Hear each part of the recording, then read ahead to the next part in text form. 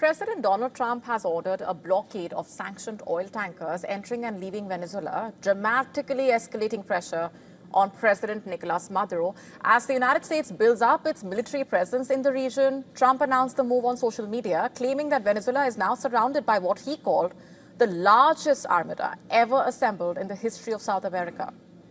Now, he warned that the build-up would only grow and that the shock to Caracas would be unprecedented.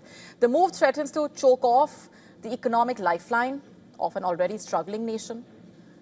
Oil, remember, is Venezuela's primary source of hard currency, and targeting tanker traffic strikes directly at the heart of the economy. However, the global market impact is expected to be limited. Venezuela's oil industry has been hollowed out over decades of mismanagement and also the sanctions. Crude output has fallen roughly 70% over the past 25 years to under 1 million barrels a day.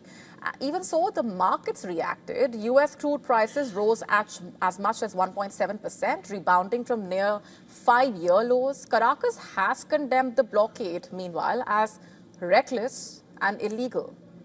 In a statement, the Maduro government accused Washington of attempting to steal Venezuela's natural resources and said that it would immediately raise the issue at the United Nations, calling it a grave violation of international law. Trump went further, though, formally designating the Maduro regime as a foreign terrorist organization. He accused the government of using oil revenue to finance drug trafficking, human trafficking, murder and kidnapping. By targeting oil, basically, Trump is hitting Venezuela where it hurts the most. The government's access to dollars is almost entirely dependent on crude exports. Remember, U.S. restrictions imposed earlier this year have already pushed the country towards the brink of hyperinflation. Last week itself, U.S. authorities seized a sanctioned oil tanker off Venezuela's coast.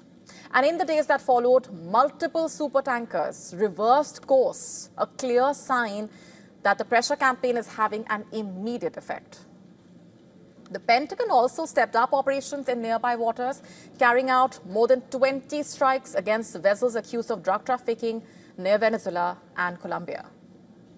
Trump has repeatedly suggested military action remains an option and that Maduro should be removed from power.